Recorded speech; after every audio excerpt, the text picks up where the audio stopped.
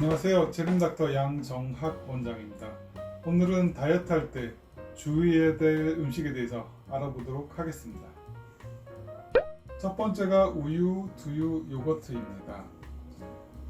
콜라가 100ml당 평균 45칼로리인데 비해서 우유는 65칼로리나 됩니다. 생각보다 칼로리가 높죠.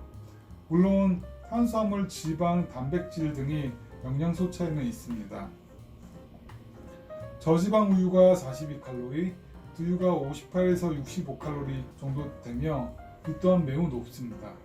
우유를 먹을 때는 우유만 먹지 않게 되고 케이크 등의 빵이나 간식 아니면 콘프레이크 등과 같이 먹게 되는데 이때는 섭취하는 칼로리가 배가 되게 됩니다. 두유는 사실 다이어트를 위해 만들어진 음식은 아닙니다. 선천적으로 어떤 질병을 갖고 있는 분들을 위해서 만들어졌지요. 첫 번째로 유당불내증, 소장에서 유당을 분해하거나 흡수하지 못하는 현상을 지닌 분들. 두 번째로 갈락토스 혈증을 지닌 분들. 이분들도 갈락토스를 분해하는 효소가 없는 분들. 이런 분들은 우유를 먹게 되면 여러 가지 부작용이 발생하게 됩니다.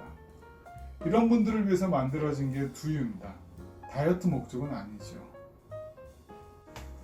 다이어트 관점에서 두유는 맛을 내기 위해 여러 첨가물들이 들어갑니다. 순수한 콩물은 너무 밋밋한 맛이기 때문에 여기에 액상, 과당이나 설탕 등이 추가되는 것이죠. 결국 콜라보다 칼로리가 높게 됩니다. 건강식품으로 표현하기 위해 건강한 아니면 검은콩, 두유 같은 여러 가지 표현을 쓰지만 역시나 고칼로리 음식인 것을 숙지하셔야 됩니다.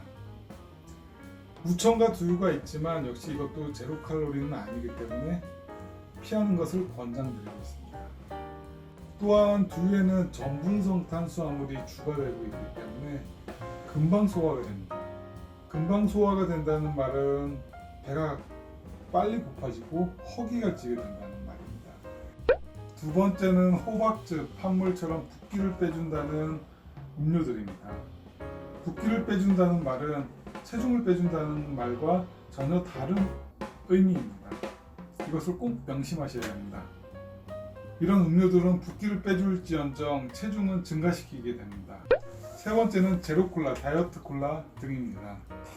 물론 이런 음료들은 자체는 칼로리가 없습니다. 하지만 여기에 포함된 인공 감미료가 문제가 됩니다.